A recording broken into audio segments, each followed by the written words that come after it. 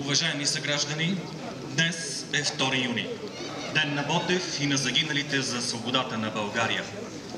Тревожният вой на сирените отекна в душите ни и остана в сърцата ни.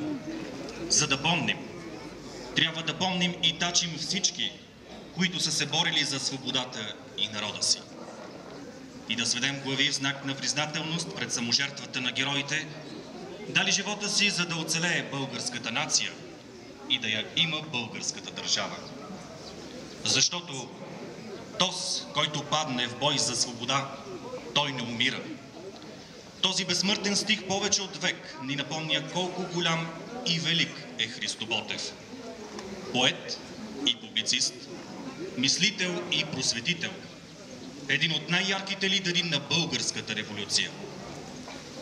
Той превърна своята молитва в истина, поезията си в борба и с чета съратници тръгна да освобождава Отечеството. Борбата, както се изразява той, е за истинска човешка правда и за свята българска свобода.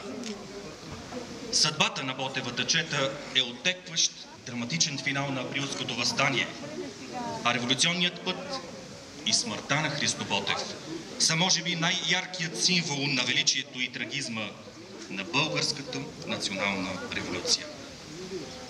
Той ни е нужен и днес, с примера си за повеля и дълг в името на свободата. Делото на Ботев и цялата плеяда възрожденци, революционери, войводи, духовници и просветители е в родовата ни памет и се е превърнало в наша съвест и непреходен критерий за добро и зло. Ние помним и с почит произнасяме имената на Георги Раковски, Хаджи Димитър, Стефан Караджа, Бенковски, Волов,